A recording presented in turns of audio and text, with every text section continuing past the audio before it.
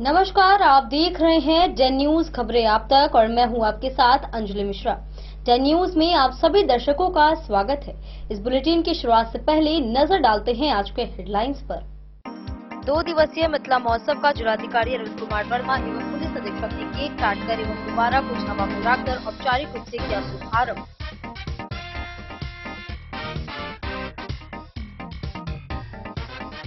Rajnagar station पर जयनगर दरभंगा रेलखंड में 4वीं बटालियन के लेफ्टिनेंट योगेंद्र कुमार यादव का शव हुआ बरामद। जवानों ने तिरंगे में लिपटे शव को दी सलामी।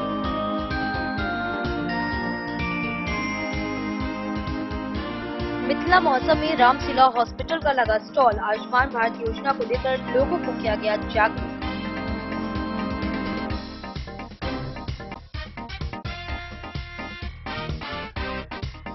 बिस्पी के नाहस रुपौली में हाईकोर्ट के आदेश पर अतिक्रमित सरकारी भूमि पर बुधवार को प्रशासन का चला बुलडोजर।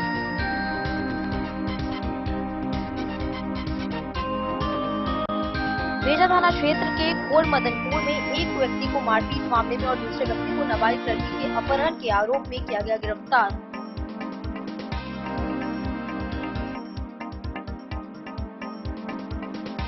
बिहार स्थापना दिवस की तैयारी को लेकर गुरुवार को जयनगर प्रखंड कार्यालय के समीप टीपीसी भवन में एसडीओ वीरेंद्र कुमार की अध्यक्षता में समीक्षात्मक बैठक का हुआ आयोजन।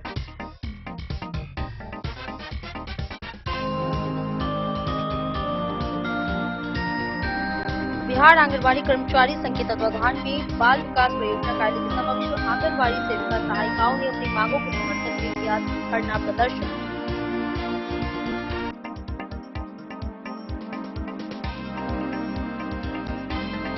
और भाकपा माले के नेतृत्व में 5 सूत्री मांगों को लेकर दर्जनों गरीब परिवारों ने प्रखंड अंचल कार्यालय परिसर में दिया धरना।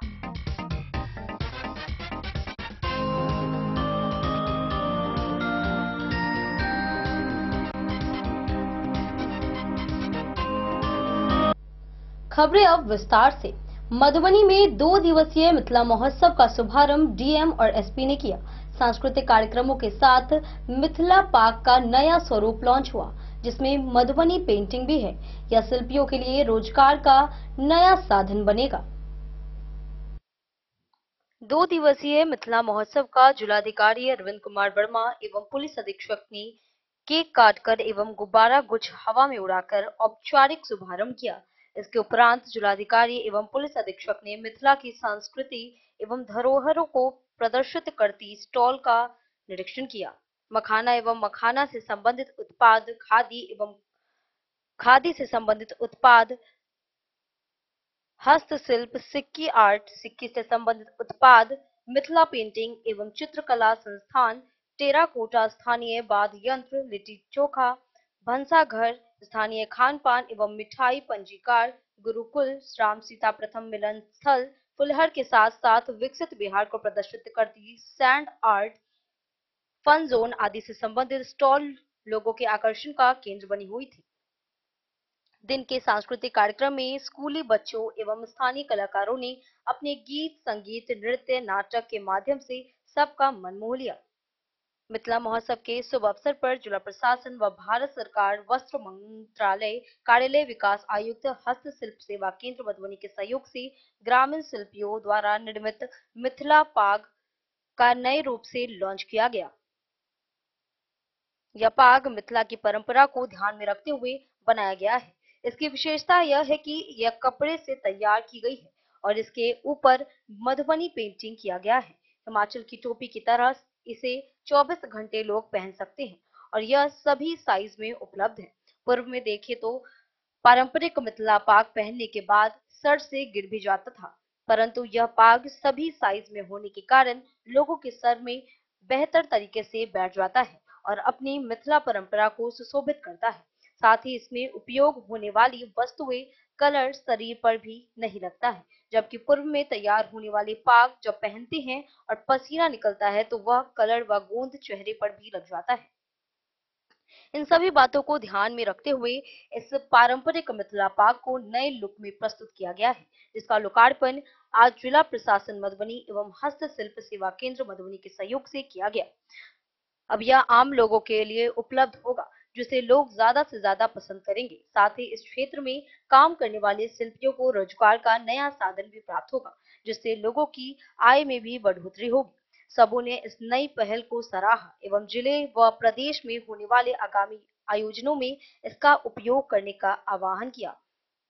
इस अवसर पर डीडीसी दिपेश कुमार, नगर आयुक्त अनिल चौधरी, एसडीओ अश्वनी कुमार, डीपीआरओ परिमल कुमार सहित कई बड़े अधिकारी उपस्थित थे।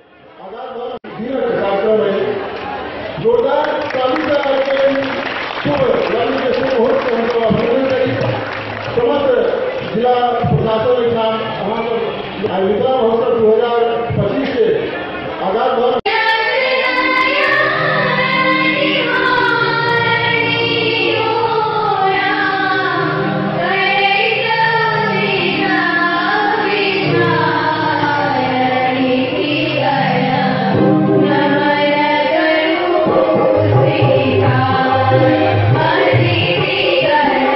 महोत्सव के उसमें आज शाम को सांस्कृतिक कार्यक्रम होगा, जिसका उद्घाटन 5 बजे रखा है।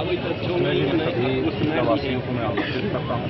काफ़ी मेहनत से हमारी टीम ने सांस्कृतिक कार्यक्रम का आयोजन किया है और कल भी रहेगा। कल भी संध्या को सभी लोग आमंत्रित हैं। इस अवसर पर सभी मधुबनी जिलावासियों को महोत्सव के ढेर सारी ठीक।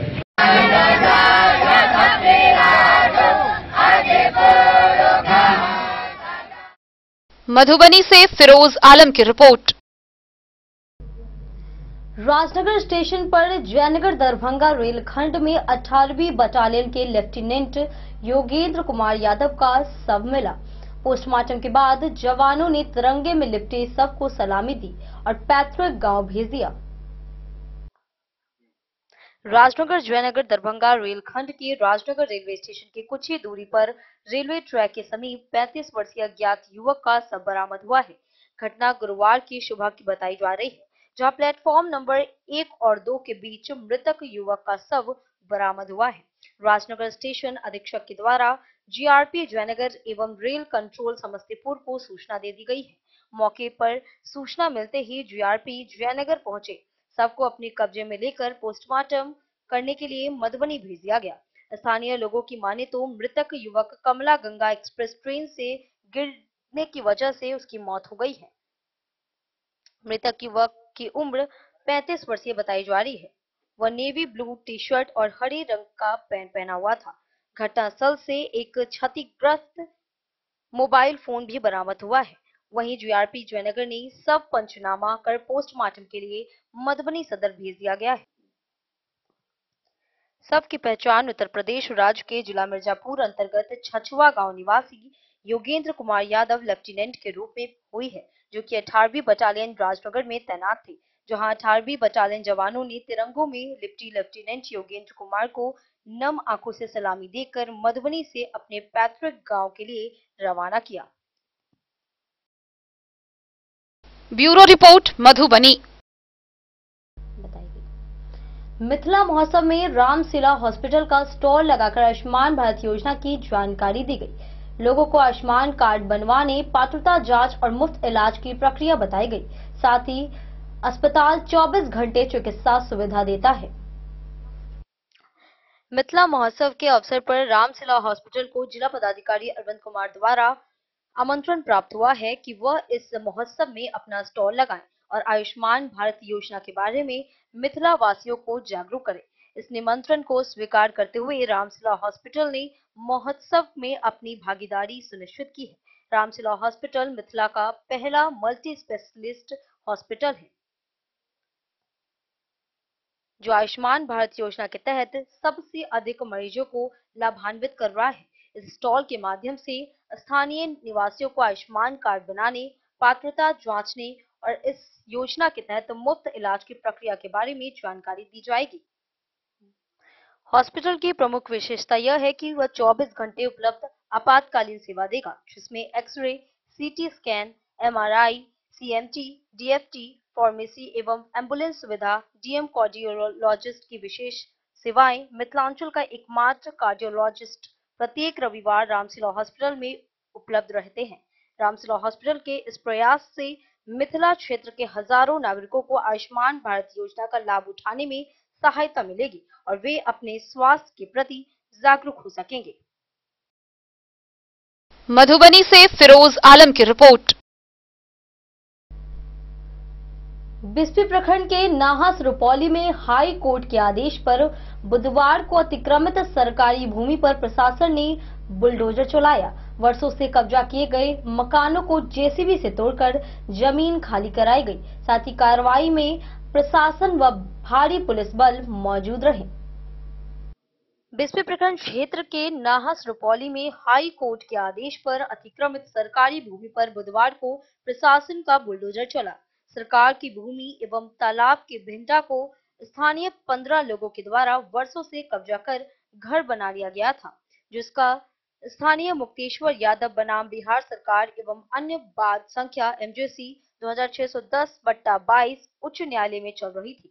अतिक्रमण खाली करने को लेकर प्रशासन के द्वारा कई बार नोटिस भी दी गई है। अतिक्रमणकारी चैन की बंसी बजा रहे थे।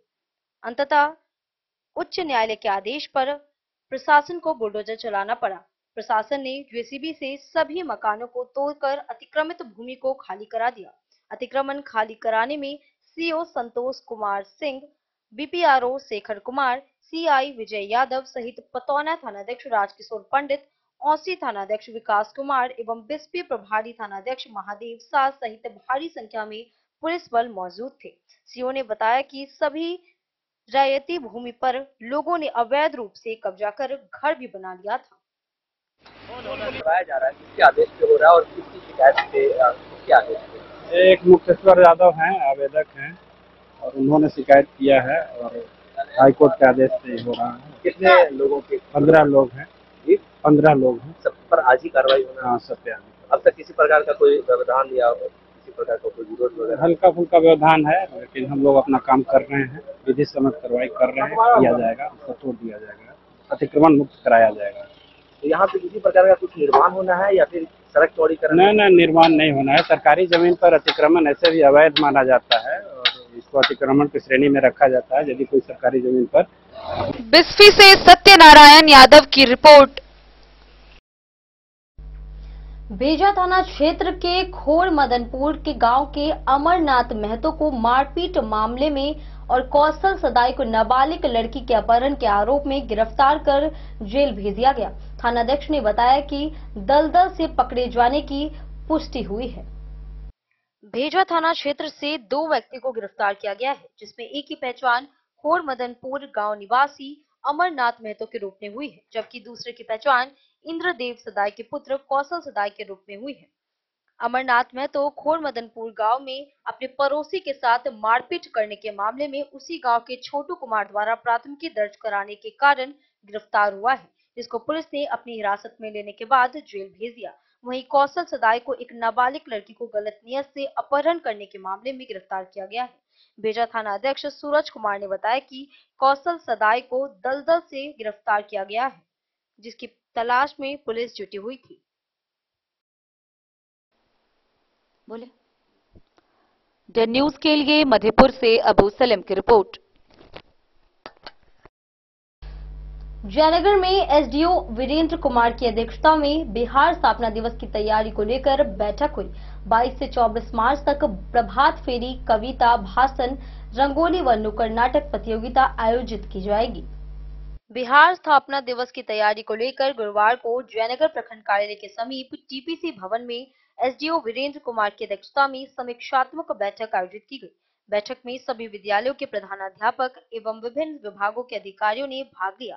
बैठक में बीडीओ राजीव रंजन कुमार, सीईओ कुमारी सुजाता, कार्यपालक पदाधिकारी कुमारी हिमानी, शिक्षा पदाधिकारी पूनम राजीव, शिक्षक हरिहर महरा, मनोज कुमार पासवान, मिथिलेश ठाकुर, भरत कुमार, दुर्गेश कुमार, विनय कुमार मिश्रा समेत अन्य लोग मौजूद थे। बैठक में उपस्थित अधिकारियों व प्रधानाध्यापक को एसडीओ ने कहा कि 22 से 24 मार्च तक बिहार स्थापना दिवस मनाया जाएगा।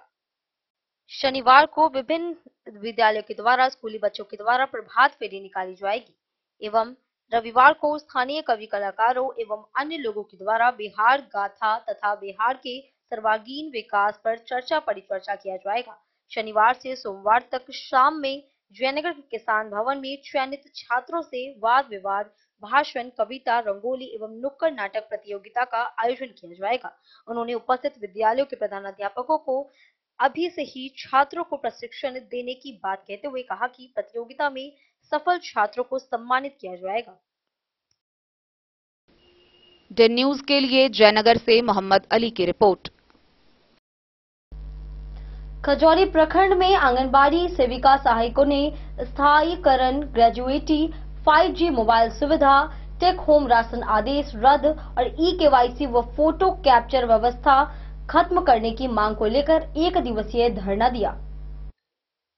बिहार आंगनबाड़ी कर्मचारी संघ के तत्वाधान में गुरुवार को बाल विकास परियोजना कार्यालय के समक्ष आंगनबाड़ी सेविका एवं सहायिकाओं ने अपने मांगों के समर्थन में 1 दिवसीय धरना प्रदर्शन किया। धरना प्रदर्शन कार्यक्रम संघ के उपाध्यक्ष बबीता देवी की अध्यक्षता में हुई। संघ की मांगों में सेविका को ऑनलाइन कार्य के लिए अच्छी गुणवत्ता की टैब उपलब्ध कराया जाए। गुजरात हाई कोर्ट के निर्णय के आलोक में सेविका सहायिकाओं को सरकारीकरण किया जाए। सर्वोच्च न्यायालय के आदेशानुसार ग्रेजुएटी लागू हो। पोषण ट्रैकर पर काम करने के लिए 5G नेटवर्क वाली सेट मिले एवं मोबाइल रिचार्ज के लिए 5,000 रुपए वार्षिक भुगतान किया जाए। FRS के तहत टेक होम राशन कराने का आदेश निरस्त किया जाए। पोषाहार राशि में वृद्धि किया जाए एवं पोषाहार की राशि बाजार मूल्य पर उपलब्ध कराया जाए। पोषण ट्रैकर का प्रोत्साहन राशि कम से कम 10,000 किया जाए। उपाध्यक्ष ने कहा कि ग्रामीण क्षेत्रों में नेटवर्क व्यवस्था सही नहीं रहने एवं पूर्व से कार्यरत सेविका की शैक्षणिक योग्यता कम होने के कारण भी कार्य में परेशानी हो रही है। वहीं दूसरी ओर अधिकांश लाभार्थी के पास फोन नहीं रहने तथा जिनके पास है भी तो आधार से जुड़ा हुआ नहीं रहना तथा जिनका मोबाइल आधार से जुड़ा है उनके परिजन फोन लेकर बाहर रहते हैं, जिसके कारण OTP सत्यापन में परेशानियों का सामना करना पड़ता है। इन समस्याओं को देखते हुए तत्काल ई-केवाईसी एवं फोटो कैप्चर की व्यवस्था को बंद कराने की मांग की गई है। मौके पर उपाध्यक्ष बबीता कुमारी, कोषाध्यक्ष वीना कुमारी, उषा कुमारी, अंजना, सुलेखा कुमारी, मैथिली कुमारी, आरती कुमारी सहित सभी सेविका एवं सहायिका मौजूद थे। हमारी सेविका दीदी सब धरना प्रदर्शन इसलिए की है 1 दिवसीय FIC जो है FRSC के अच्छी समस्याओं के हल करने के लिए कि सरकार हम लोग को कहते हैं क्या कि THR जो करेगी सेविका वो केंद्र पर फेस लॉक के करेगी, फेस लॉक लेकर, लेकिन हम लोग के साथ ऐसा नहीं हो सकता है क्योंकि हमारी लाभार्थी जो खुद आती नहीं है, किसी की बहू यहाँ केंद्र पे नहीं आएगी, वो किसी अपने पड़ोसन या कोई बच्चा या उनके सास ससुर कोई आकर ले जाते हैं यहाँ से THR, इसलिए हम लोग को फेस लॉक में बहुत दिक्कत होगा। और ग्रामीण क्षेत्र है या हम लोग को अच्छे क्वालिटी का मोबाइल भी नहीं देते हैं और कम दाम वाला देकर हम लोग को बच्चों की तरफ फुसलाया जाता है। यहाँ पर सरकार चाहता है कि अच्छा से काम करे। जब तक हम लोग को हथियार नहीं मिलेगा, मोबाइल नहीं मिलेगा, हम लोग काम नहीं कर पाएंगे सरकार का पूरा। क्या नाम है? बबीता देवी, सेविका, सराबे पंचायत की केंद्र संख्या 55 है। जो FR सिस्टम को खत्म किया जाए, क्योंकि कोई से लाभार्थी जो पोषाहार लेने के लिए आती है तो कोई अपने स्वयं नहीं आती है, उनकी सास आती है, उनका काम करने वाली आती है या उसका कोई पड़ोसन आती है लेने के लिए। और दूसरा यही है, कहना यही चाहते हैं कि कौन ऊपर वाला सेवकाओं को ऑनलाइन कार्य हेतु टैब दिया जाए, अच्छी गुणवत्ता हो। ग्रामीण क्षेत्र में नेटवर्क व्यवस्था सही नहीं होना एवं पूर्व से कार्य सेविका की शैक्षणिक योग्यता कम होने के कारण भी कार्य में परेशानी हो रही है। अनेक लाभार्थी के पास फोन नहीं होने, जिनके पास है भी तो आधार से जुड़ा नहीं तो आधार से जुड़ा नहीं होना और जिनका नंबर अपने लाभार्थी के पास फोन नहीं होने, जिनके पास है भी तो नहीं दोबारा पढ़ा पर उनके परियोजना फोन लेकिन बाहर रहते हैं, जिससे OTP सत्यापन नहीं हो पाना। कितना मांग है आपका? 5 मांग है। हाँ। कब तक ये धरना प्रदर्शन रहेगा? एक दिवसीय है। क्या नाम हुआ? मुनीमा खातून। धरना प्रदर्शन 1 दिवसीय है। किस उपलब्ध मैंने हमारे जो राज्य के जो मेंबर हैं उनके आह्वान पर और जिला आह्वान पर जो यहाँ पे 1 दिवसीय धरना प्रदर्शन रखा गया है। जो हम लोगों को कार्य करने में बहुत कठिनाइयाँ हैं, उन पर सरकार की एक भी नज़र नहीं है, क्योंकि फेस कैप्चर RFS के तहत जो फेस कैप्चर से जो THR करवाने के लिए सरकार का जो ये आवाज़ है कि इससे होना चाहिए, इसमें बहुत तरह की दिक्कत है। पैसा हम लोगों के पास कोई साधन नहीं है, मोबाइल नहीं है। आज हमारे परिवार अगर इस ढंग का नहीं रहता तो हम लोग 7,000 रुपया में क्या हम 15-20 हज़ार का मोबाइल ले सकते हैं? ये संभव है? तो यही सब दिक्कत है। बाद बाकी जो मोबाइल रिचार्ज का जो पैसा है उसमें भी कमी है। सबसे पहले तो हथियार चाहिए, हमको अच्छी मोबाइल चाहिए। जो सरकार का ऑनलाइन सिस्टम से काम हो रहा है उसके लिए मोबाइल चाहिए और रिचार्ज का भी पैसा बढ़ाए सरकार। और भी बहुत दिक्कत है। अब अभी हमारे यहाँ जो 100 जो महिला है उस महिला में से 50% से ज़्यादा महिला को सीजर से माने डिलीवरी होता है। तो सरकार का जो ये आवाज़ है कि उनके माता पिता ही आएंगे माने THR लेने के लिए, वो संभव है? कभी संभव नहीं है। क्या उनके पिता घर में बैठे रहेंगे? आज जो बहू आएगी वो आएगी हमारे सेंटर पे THR लेने के लिए। तो हम लोगों का यही आवाज़ है जो सेविका कि जिससे कठिनाई न हो और सरकार का भी काम भी अच्छा से हो जाए, सुविधा बाधित नहीं हो, इस सुविधा हम लोग को दिलाए। और हाई कोर्ट का जो डिसीजन मिला है उस ग्रेजुएटी से हम लोगों का जो है सरकारीकरण किया जाए और मानदेय में वृद्धि किया जाए, क्योंकि हम लोगों को एक न्यूनतम मजदूरी से भी नीचे मानदेय मिलता है। उससे क्या होगा इस महंगाई के दौर में?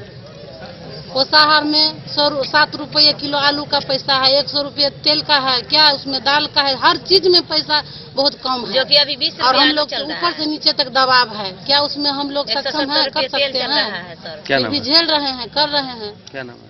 बीना दास। खजौली से सुधांशु ठाकुर की रिपोर्ट।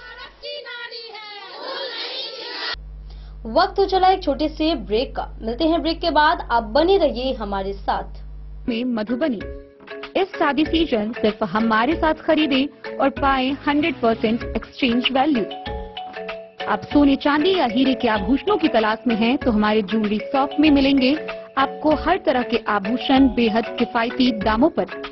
हर अवसर के लिए आभूषण आपके बजट में। लाल बाबू प्रसाद एंड सन्स, संकट चौक, बैंक ऑफ इंडिया के बगल में, मधुबनी। नए और शानदार स्टॉक के साथ अब हर रिश्ते को करे और भी सुंदर। लाल बाबू प्रसाद एंड सन्स, संकट चौक, बैंक ऑफ इंडिया के बगल में, मधुबनी। हमारे सभी गोल्ड ज्वेलरी शॉप पर HUID है मौजूद।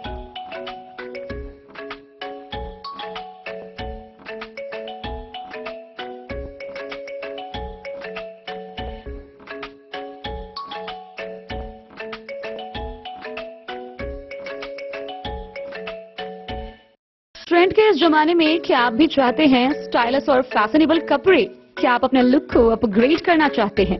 अगर हाँ तो आज ही आएं Bombay fashion readymade sari showroom.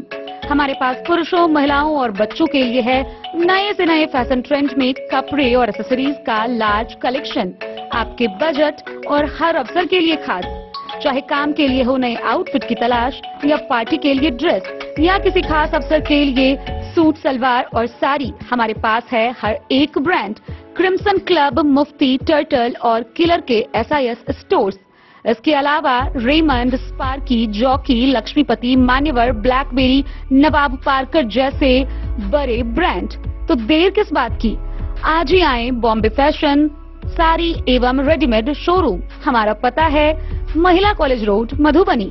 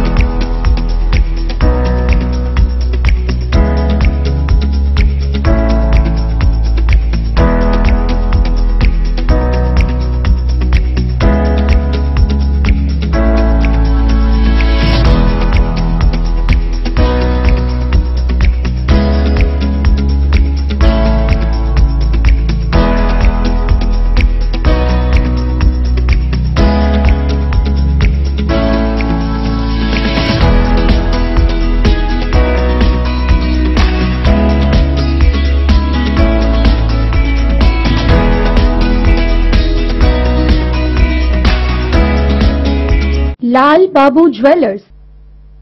Benipatti में भाकपा माले के नेतृत्व में गरीब परिवारों ने 5 सूत्री मांगों को लेकर धरना दिया। उनकी मांगों में आय प्रमाण पत्र, बास भूमि, मनरेगा में रोजगार और धान अधिप्राप्ति घोटालों की जांच शामिल रही।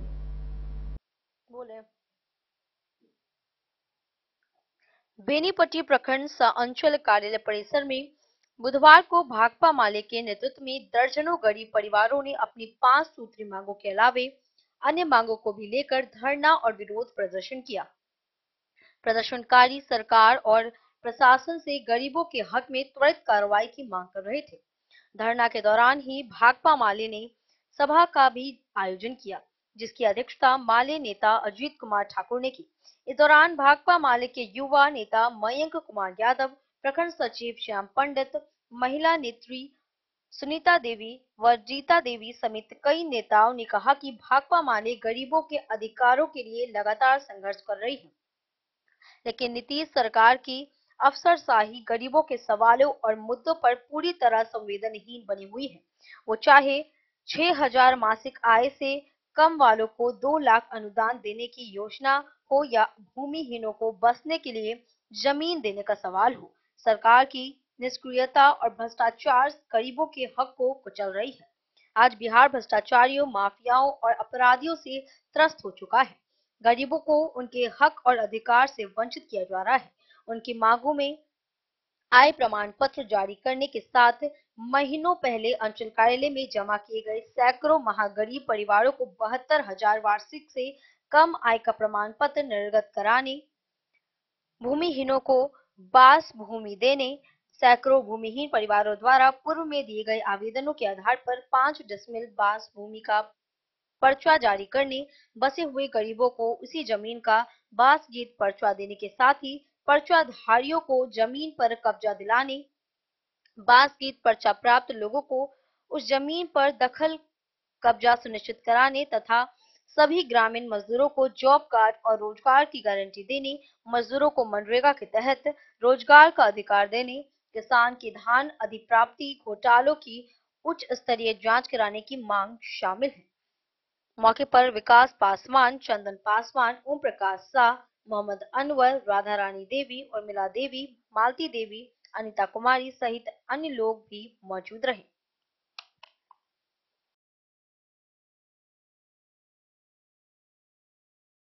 बेनीपट्टी से विनोद कुमार की रिपोर्ट।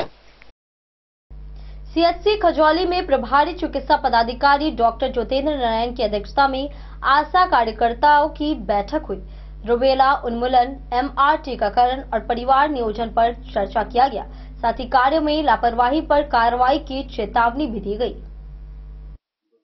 सीएचसी खजौली के सभागार में गुरुवार को प्रभारी चिकित्सा पदाधिकारी डॉक्टर ज्योतेंद्र नारायण के नेतृत्व में आशा कार्यकर्ताओं की बैठक हुई, जिसमें कई आवश्यक बिंदुओं पर विस्तार से चर्चा की गई। खासकर रुबेला उन्मूलन एवं MR1 व MR2 के अच्छादन में वृद्धि तथा अच्छादन के अंतर को कम करने का निर्देश दिया गया। इसे सभी आशा कार्यकर्ताओं को आंगनबाड़ी केंद्र वार्ड सबों को 11 माह का आंकड़ा बताया गया। बीएमसी यूनिसेफ कालीचरण झा ने सभी आशा कार्यकर्ताओं को स्पेशल ड्राइव चलाकर टीकाकरण से छूटे हुए बच्चों को टीकाकरण करने का निर्देश दिया। प्रभारी चिकित्सा पदाधिकारी ने परिवार नियोजन पखवाड़ा की सफल संचालन एवं इसके प्रति लोगों को जागरूक करने का निर्देश दिया।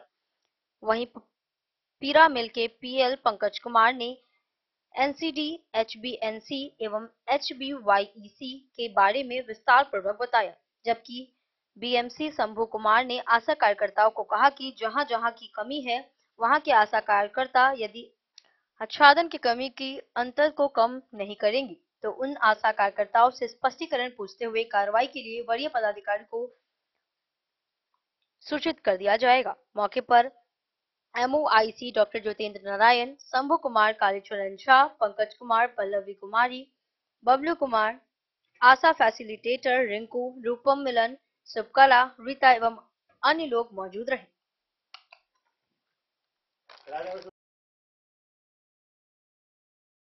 खजौली से सुधांशु ठाकुर की रिपोर्ट।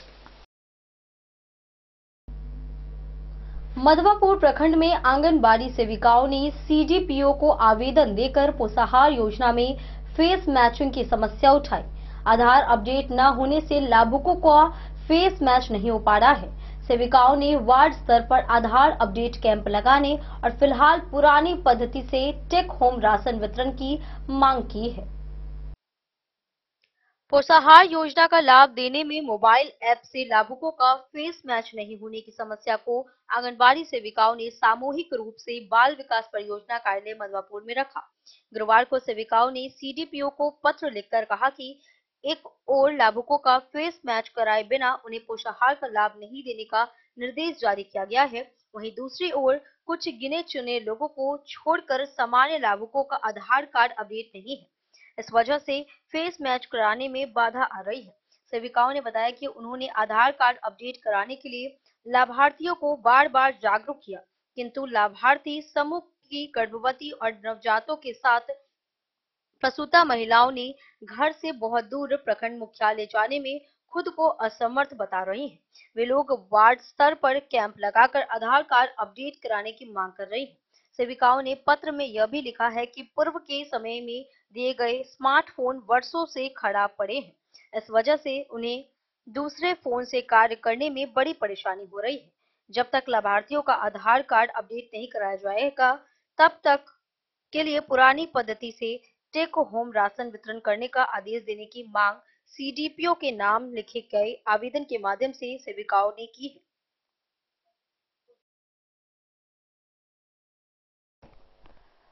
द न्यूज के लिए मधवापुर से एसके दीपक की रिपोर्ट। जयनगर रेलवे स्टेशन पर east central railway employees union का 17वां स्थापना दिवस मनाया गया। ओपीएस बहाली, 8 घंटे ड्यूटी और निजीकरण के खिलाफ संघर्ष तेज करने का आह्वान किया गया। East central railway employees union का 17वां स्थापना दिवस के अवसर पर गुरुवार को जयनगर रेलवे स्टेशन परिसर में दरभंगा शाखा उपाध्यक्ष बैद्यनाथ भारती एवं संरक्षक भूषण सिंह के नेतृत्व में रेल कर्मचारियों के बीच जनसंपर्क व जागरूकता अभियान चलाया गया। कर्मचारियों को ओपीएस बहाल करने व सभी विभागों में 8 घंटे का रोस्टर ड्यूटी लागू करने, निजीकरण के खिलाफ गोलबंद होकर संघर्ष तेज करने की अपील की गई। संरक्षक भूषण सिंह ने कहा कि बहुत जल्द ही स्थानीय कर्मचारियों के वेतन, पेंशन, स्थानांतरण, आवास, पानी, बिजली, कार्यालय में कुर्सी, टेबल, शौचालय, पंखा सहित अन्य बुनियादी सवालों को चिन्हित कर संबंधित अधिकारियों से वस्तु स्थिति से अवगत कराया जाएगा। कार्यक्रम में उपाध्यक्ष बैद्यनाथ भारती, संरक्षक भूषण सिंह, कृष्ण कुमार कामत, राकेश कुमार, सुदर्शन कुमार, हरि ओम कुमार, ओम प्रकाश दास समेत अन्य लोग मौजूद थे।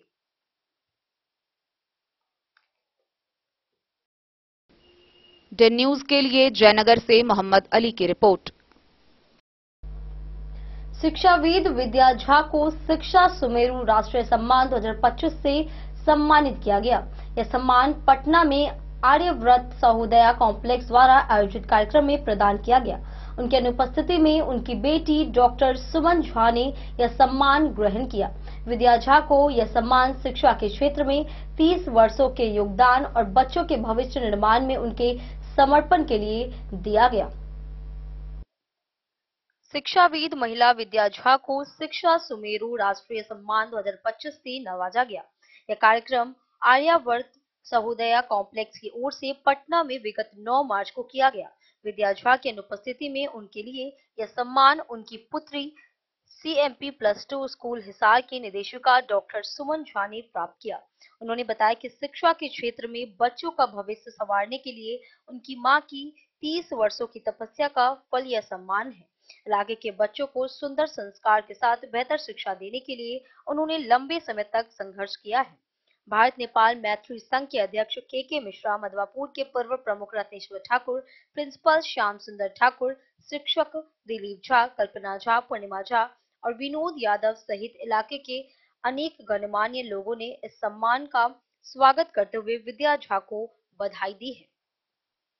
पुरस्कार था कि CBSE स्कूल लगातार 3 साल या उससे अधिक, उन्होंने तो 30 साल मेहनत की है स्कूल को एक झोपड़ी से लेके इस लेवल तक लाने में, उनका मेन योगदान है। जो संस्थापक थे। क्या नाम है माता जी का? श्रीमती विद्या झा। विद्या झा। अभी क्या करती हूँ? अभी वो दिल्ली में रहती हैं। स्वास्थ्य थोड़ा उनका खराब है, कई बीमारियां हैं, लेकिन बहुत संघर्ष किया है शुरू के दिनों में, लैंड लेने में, बिल्डिंग बनवाने में। वो एक होम मेकर महिला है, लेकिन फिर भी उन्होंने साहस किया, ये संकल्प किया कि पिताजी की इच्छा को पूरा करने के लिए मैं ये स्कूल की स्थापना करूंगी, जो वो नहीं कर पाए। स्कूल की छत भी नहीं हुई थी और मेरे नाना जी एक्सपायर कर गए। तब उन्होंने ये बीड़ा अपने कंधे पे संभाला कि मैं कहाँ के लिए प्रयास कर रही थी? स्कूल कहाँ? ये एक रूरल हिसार में है, मधुबनी जिले में, और बहुत 4-5 कट्ठे जमीन थी, एक गाछी था, उसमें ये स्कूल शुरू हुआ था।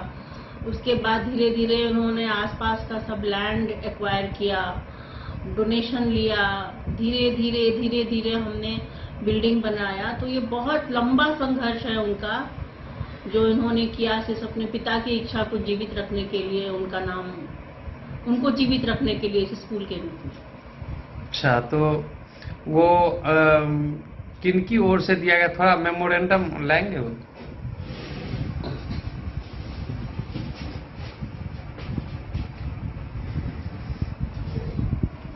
एक मिनट कैमरे पर दिखलाइए।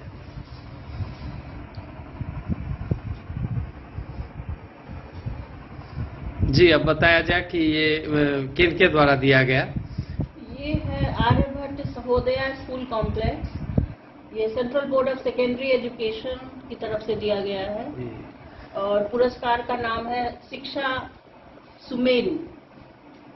तो आपने माताजी के अनुपस्थिति में आपने इसको स्वीकार किया? नहीं, हमें पता नहीं चल पाया। हमने जो संपर्क का सूत्र दिया था उससे हमें सूचना नहीं मिल पाई। तो मधुबनी के जो एक डायरेक्टर हैं डॉन बॉस्को स्कूल से, उन्होंने फोन किया, उनके स्कूल से फोन आया, फिर ये मैं लेके आई वहाँ से वो उन्होंने तो ये खुद नहीं जा पाई। ठीक है मैडम, तो इस पुरस्कार से आप क्या संदेश देना चाहेंगे अपने शिक्षकों और छात्रों के लिए? मैं मेन संदेश यही देना चाहूंगी कि एक महिला जो इतना बड़ा सपना देख सकती हैं बिना किसी संसाधन और इतने सीमित संसाधन से, तो अगर मनुष्य सपना देखना चाहे तो वो जरूर पूरा होता है कड़ी मेहनत से। और ये एक मिसाल है यहाँ की महिलाओं के लिए, लड़कियों के लिए, कि आप अगर एक कोई सपना देखते हैं तो उसको आप अगर मेहनत करते हैं तो वो पूरा हो सकता है। धन्यवाद। अपना शुभ नाम बता दें। मैं डॉक्टर सुमन झा। धन्यवाद। द न्यूज के लिए मधवापुर से एसके दीपक की रिपोर्ट।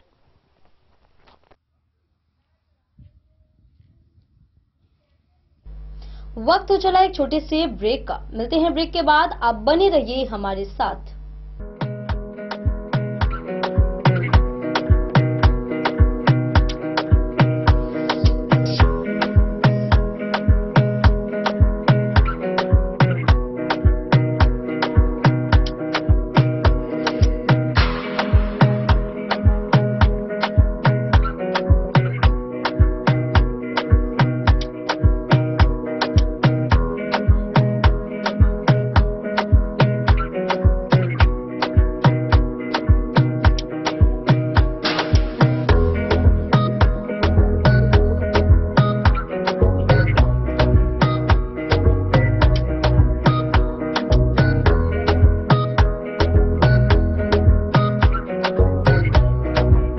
महादेव सा अमरनाथ प्रसाद ज्वेलर्स, गांधी चौक, राजनगर बाजार, मधुबनी। गोकुल राज।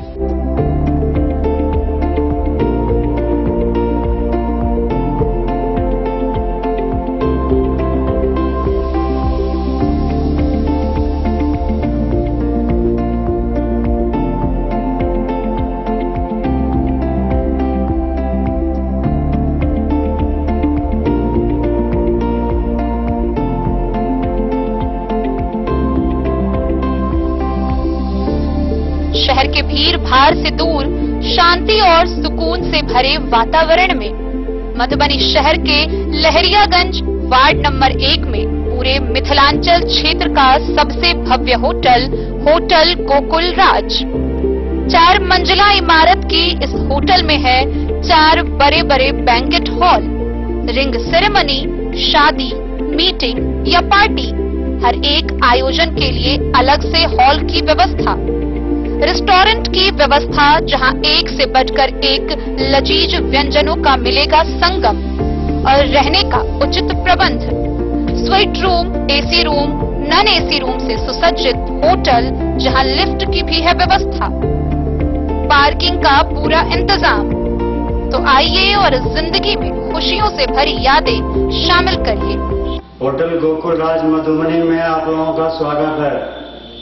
होटल गोकुल राज, लहरियागंज, वार्ड नंबर 1, मधुबनी। आनंद मिशन विद्यापीठ शिक्षा के क्षेत्र में एक नया आयाम अब छोटे बच्चों के लिए भी आधुनिक सुविधाओं के साथ उपलब्ध।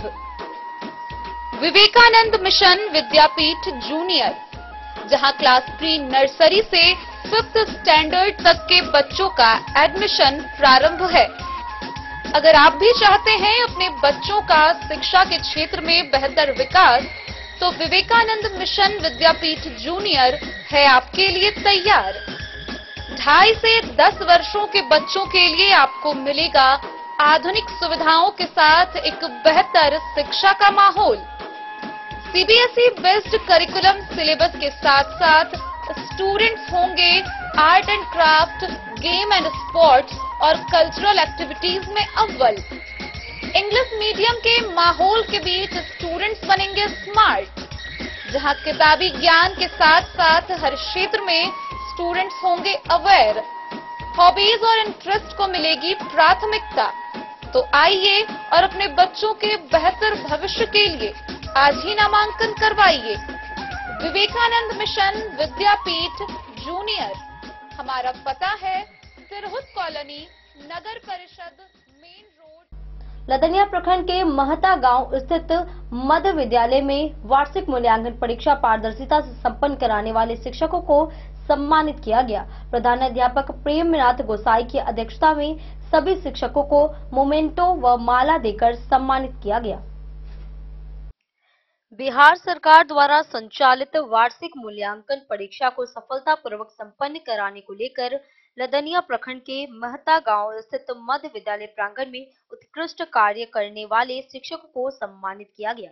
विद्यालय के प्रधानाध्यापक प्रेमनाथ गोसाई की अध्यक्षता में आयोजित सम्मान समारोह में पारदर्शिता के साथ परीक्षा संपन्न कराने वाले शिक्षक रामदयाल यादव, फैयाज अख्तर, महेश राम, बीना कुमारी सिन्हा, अंजू कुमारी, शिबू कुमारी, रेखा कुमारी को विद्यालय परिवार की ओर से सम्मानित किया गया। विभिन्न विद्यालयों से वार्षिक परीक्षा हेतु उक्त विद्यालय में प्रतिनियोजन किया गया था। सम्मानित के साथ सभी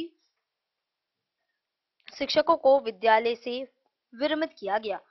विद्यालय के प्रधानाध्यापक प्रेमनाथ गोसाई ने बताया कि वार्षिक परीक्षा पारदर्शिता के साथ इन शिक्षकों की निगरानी में लिया गया। परीक्षा संपन्न होने पर सभी शिक्षकों को पाग दुपट्टा व माला पहनाकर मेमेंटो देकर सम्मानित किया गया। मौके पर शिबू मेहरा, अरुण कुमार, रोशन कुमार पाठक समेत अन्य शिक्षक मौजूद रहे। डेन न्यूज के लिए जयनगर से मोहम्मद अली की रिपोर्ट। बाबूबरही में जन अधिकार पार्टी ने प्रदेश अध्यक्ष उपेंद्र सिंह कुशवाहा के नेतृत्व में 1 दिवसीय धरना दिया। 8 सूत्री मांग पत्र में सीमावर्ती इलाकों को रेल नेटवर्क से जोड़ने, बेरोजगारी रोकने, उद्योग लगाने, कोल्ड स्टोरेज और गोदाम बनाने जैसी मांग शामिल है।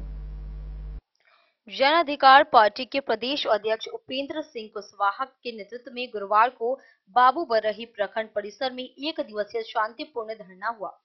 प्रखंड विकास पदाधिकारी राधा रमन को 18 सूत्रीय मांग पत्र सौंपा गया। धरने में कुशवाहा ने कहा कि इस क्षेत्र को सीधे दिल्ली और पटना में रेल मार्ग से जोड़ा जाए। सीतामढ़ी से जयनगर, जयनगर से लदनिया, लदनिया से लौकहा, लौकहा से डगमारा, डगमारा से भीमनगर और भीमनगर से जोगबनी रेलवे स्टेशन तक रेल संपर्क हो, ताकि भारत नेपाल के सीमावर्ती क्षेत्रों को जोड़ा जा सके। उन्होंने बेरोजगारी और पलायन रोकने के लिए बड़े उद्योग, कुटीर उद्योग और कृषि आधारित उद्योग स्थापित करने की मांग की। बिहार सरकार और केंद्र सरकार के रिक्त पदों पर शिक्षित बेरोजगारों की तत्काल बहाली की घोषणा करने को कहा। बीपीएससी परीक्षा में हुई धांधली की उच्च स्तरीय जांच कराने की मांग की गई। मिथिलांचल को अपराध मुक्त करने और नागरिकों को शांतिपूर्ण जीवन देने के लिए बेहतर माहौल बनाने पर जोर दिया गया। किसानों के उत्पाद भंडारण के लिए हर प्रखंड में 1 से 2 कोल्ड स्टोरेज और 2 से 3 गोदाम बनाने की मांग की गई। धरने में जागेश्वर सिंह, नारायण सिंह, ललित कुमार, नीतीश कुमार, तेतरी देवी, दुखनी देवी, देवनारायण समेत कई दर्जन लोग मौजूद रहे।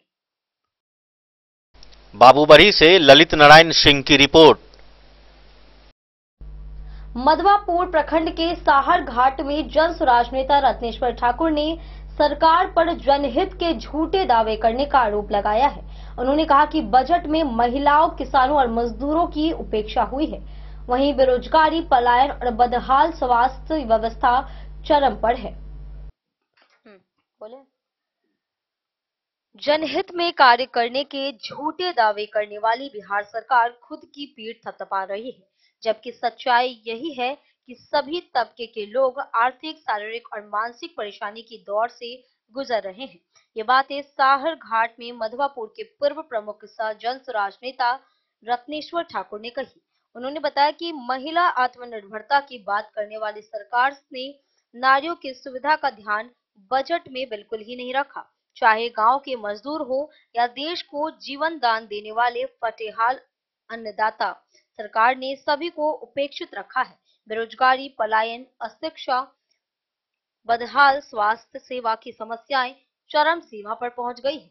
बिहार वासियों को कुशल शासन व्यवस्था मुहैया कराने के लिए जाति व धर्म से अलग होकर एकजुटता से एक बार जन स्वराज के सिद्धांतों का समर्थन करने की अपील पूर्व प्रमुख ने लोगों से की। डेन न्यूज में आपका स्वागत है। आपका भी और आपके दर्शकों का भी बहुत बहुत धन्यवाद, शुक्रिया, आदाब, सलाम। बिहार सरकार ने 2024-25 वित्तीय वर्ष का बजट जारी किया है। सरकार का कहना है कि जनहित में उसने बजट जारी किया है, क्या कहेंगे? हर वर्ष की भांति सरकार इस बार भी बजट लाई है। गांव में रहने वाले किसान, मजदूर, नौजवान, विद्यार्थी, दुकानदार, शहर में रहने वाले, टेम्पो चलाने वाले, रिक्शा चलाने वाले, छोटे दुकानदार, इन तमाम लोगों को आशा रहती है सरकार मेरे लिए भी कुछ सोचेगी। लेकिन वही आया राम और गया राम। सरकार अपनी पीठ थपथपाती है कि मैं आम लोगों के लिए बजट लाया हूं। वास्तविकता कोसों दूर है।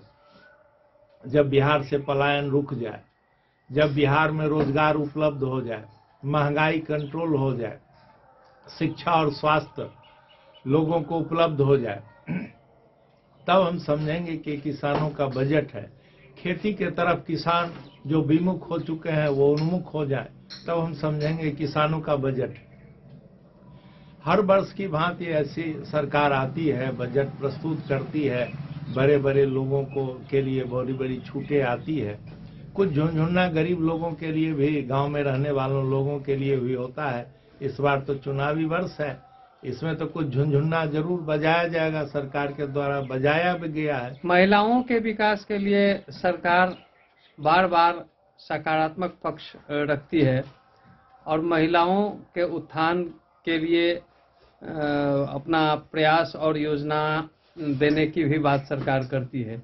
बजट से कितना ख्याल रखा गया है इन महिलाओं का महिला के विकास के लिए?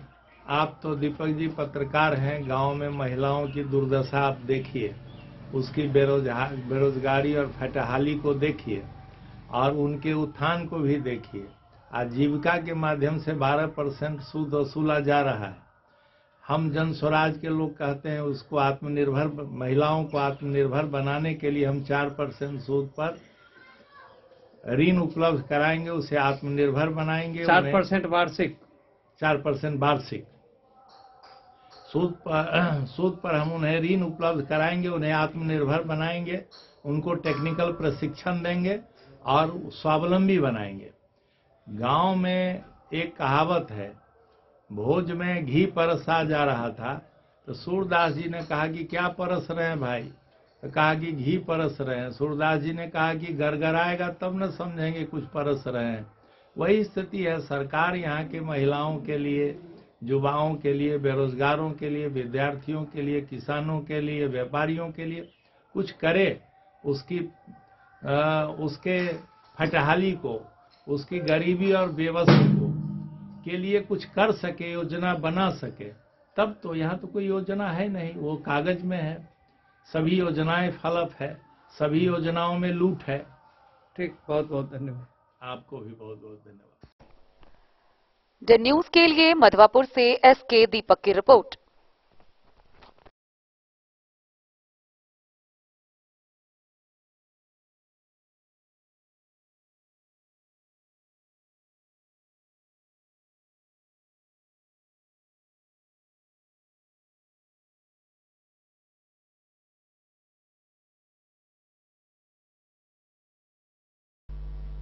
मधुबनी जिला टेबल टेनिस संघ 25 मार्च से 6 अप्रैल तक जिला खेल भवन में 10 दिवसीय टेबल टेनिस कोचिंग कैंप आयोजित करेगा।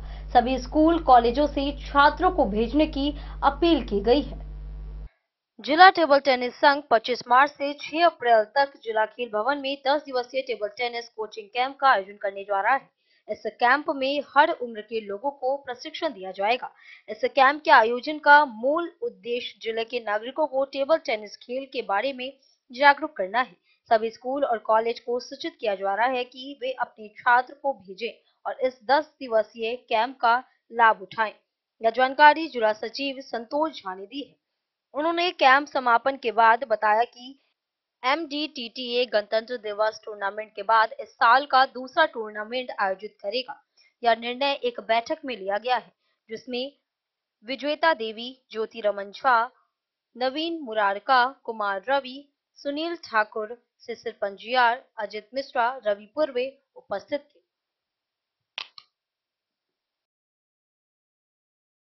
मधुबनी से फिरोज आलम की रिपोर्ट। बेनीपट्टी के सलहा गांव में 5 दिवसीय महावीरी झंडोत्सव शुरू हुआ। 251 कुंवारी कन्याओं ने कलश शोभा यात्रा निकाली। कार्यक्रम का उद्घाटन जनप्रतिनिधियों ने किया। साथ ही झंडोत्सव में सांस्कृतिक कार्यक्रम और झरनी लोक नृत्य प्रतियोगिता आयोजित होगी। बेनीपट्टी प्रखंड के सलहा गांव में शुरू हुई 5 दिवसीय महावीर झंडोत्सव को लेकर बुधवार को 251 कुंवारी कन्याओं के द्वारा भव्य कलश शोभा यात्रा निकाली गई। श्री 108 श्री महावीर झंडा पूजा समिति सलहा के तत्वाधान में गाजे बाजे के साथ निकाली गई, जो सलहा के विश्वकर्मा बाजार स्थित झंडोत्सव स्थल से निकलकर सलहा स्थित थुमहानी नदी के तट से पवित्र जल भरकर त्रिमुहानी, सलहा, परती टोल, महादेव स्थान व सलहेश्वर स्थान सहित अन्य टोले का परिभ्रमण करते हुए पुनः झंडोत्सव स्थल पर पहुंची, जहां मौजूद पंडितों ने वैद मंत्रोच्चारण के साथ कलश को स्थापित किया। झंडोत्सव का विधिवत उद्घाटन पंसद सत्या देवी, स्थानीय मुखिया रीझन ठाकुर, सामाजिक कार्यकर्ता राम नरेश यादव ने संयुक्त रूप से फीता काटकर किया। इस दौरान उद्घाटनकर्ताओं ने कहा कि हनुमान की सेवा भावना व असीम भक्ति से सभी लोगों को प्रेरणा लेने की जरूरत है, ताकि समाज में अमन, चैन, शांति और खुशहाली बनी रहे। समाज की बेहतरी के लिए हम सभी सदैव तत्पर हैं और एक दूसरे के साथ खड़े नजर आएंगे। वहीं 61 फीट ऊंचा महावीरी झंडा विशेष आकर्षण का केंद्र बना हुआ है। वहीं झंडोत्सव समिति के अध्यक्ष तेतर मंडल सचिव विष्णुदेव यादव और कोषाध्यक्ष महेंद्र मंडल ने बताया कि इलाके में शांति, प्रेम, खुशहाली और आपसी भाईचारा बढ़ाने की कामना से समस्त ग्रामवासी के सहयोग से झंडोत्सव का हर्षोल्लास पूर्वक आयोजन किया जा रहा है। 22 मार्च तक चलने वाले इस महावीरी झंडोत्सव का मंगलवार को झंडा खड़ा करने के साथ ही शुभारंभ हो गया। रात्रि में सुंदरकांड का आयोजन किया गया। पूजा समिति के सदस्यों ने बताया कि 19 से 21 मार्च तक आल्हा, उदल नृत्य समेत विभिन्न प्रकार के सांस्कृतिक कार्यक्रम भी आयोजित किए जाएंगे।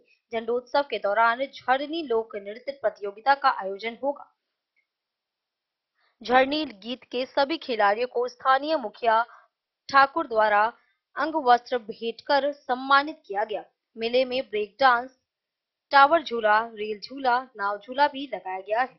मौके पर समिति के उपाध्यक्ष रामाशीष मंडल, वकील मंडल, वरुण यादव, सत्यनारायण यादव, वार्ड सदस्य राकेश यादव व सिमहली गांव का झंडा मिस्त्री चतुरी बिंद सहित अन्य लोग भी कार्यक्रम को सफल बनाने के लिए तत्पर थे।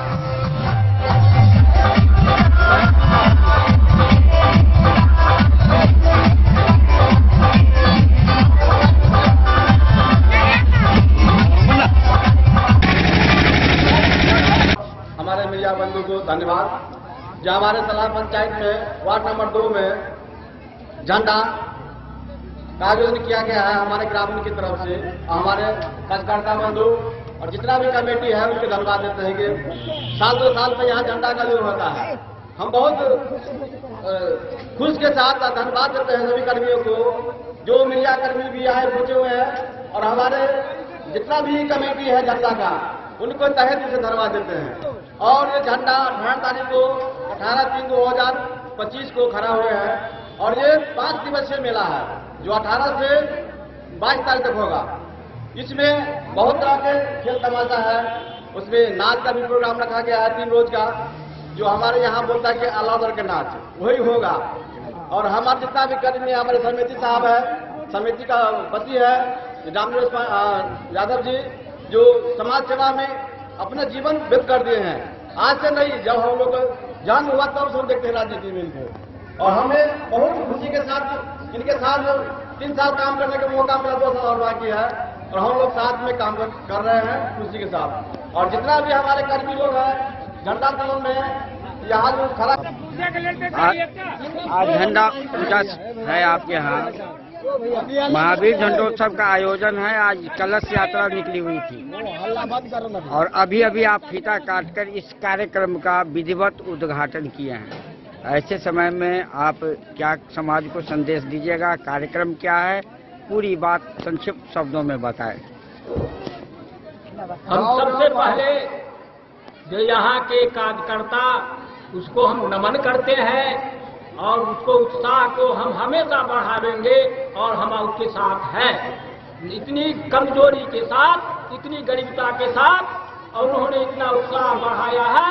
2 हाथ महावीर जी के आश्रय में धरती पर स्वर्ग बसा दिया है और धरती पर स्वर्ग है, इसलिए हम उसको धन्यवाद देते हैं।